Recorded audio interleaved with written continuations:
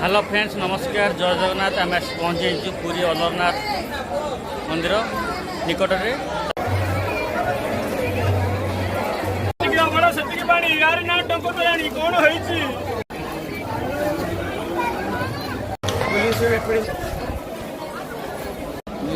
निजे ब्रह्मा आसिक ये तपस्या करते तपस्या फल सी देखले लक्ष्मी मंदिर अच्छी।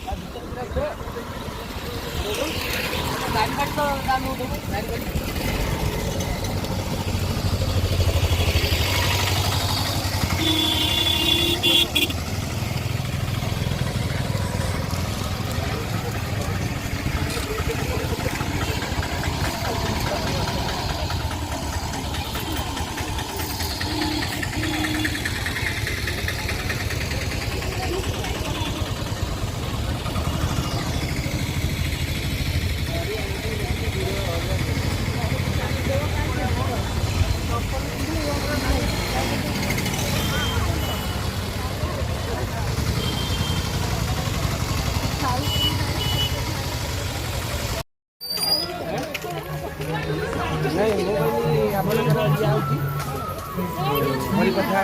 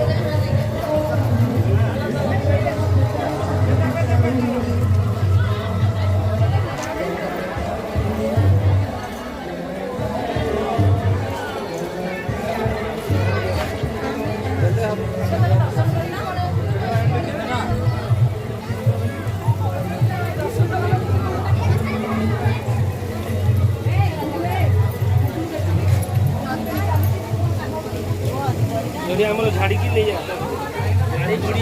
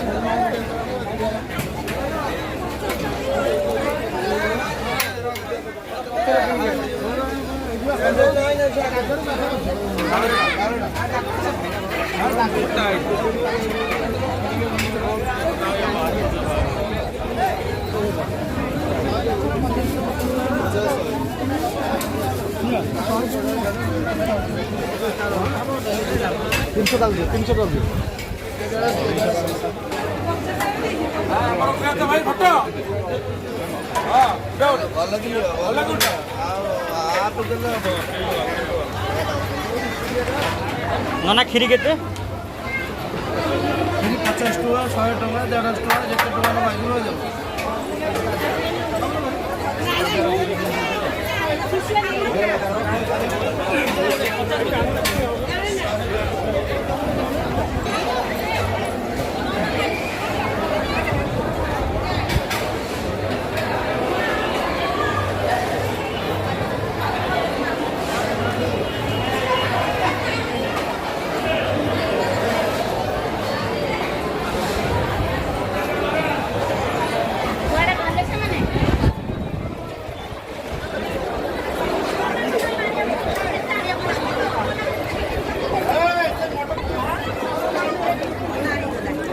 ସେତିକି ଅମଳ ସେତିକି ପାଣି ୟାର ନା ଟଙ୍କ ତୋରାଣି କଣ ହେଇଛି ଆସ ପେଶାଲ ପିଅ ଭଡ଼ା ସେତିକି ପାଣି ୟାର ନା ଟଙ୍କ ତୋରାଣି କଣ ହେଇଛି ପେଶାଲ ପିଅ ଭଲ ପାଇବେ ବୋତଲ ନେବେ ଆସନ୍ତୁ ଭାଇ ଚେନ୍ ଦଉନ ନା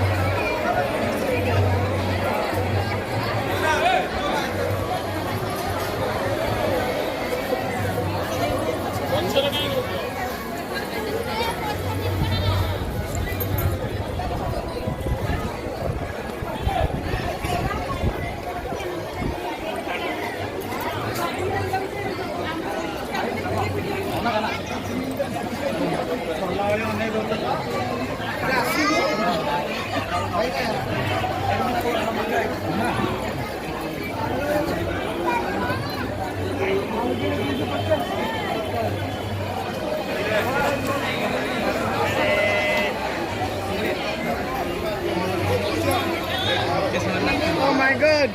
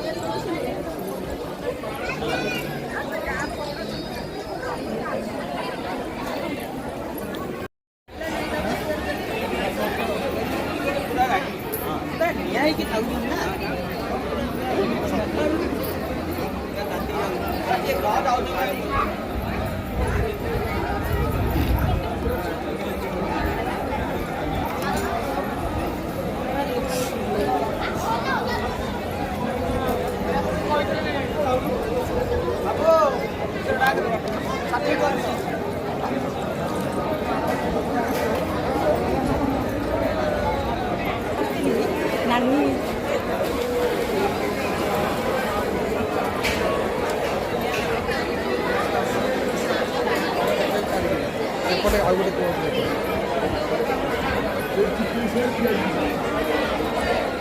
ଇଏ ହେଉଛି ଠାକୁରଙ୍କ ରୋଷେଇଶାଳା। ଚାଲନ୍ତୁ ପଚାରି ବୁଝିବା ନନା ଆମ ସାଙ୍ଗରେ ଅଛନ୍ତି ମନ୍ଦିର ରହସ୍ୟ ବିଷୟରେ।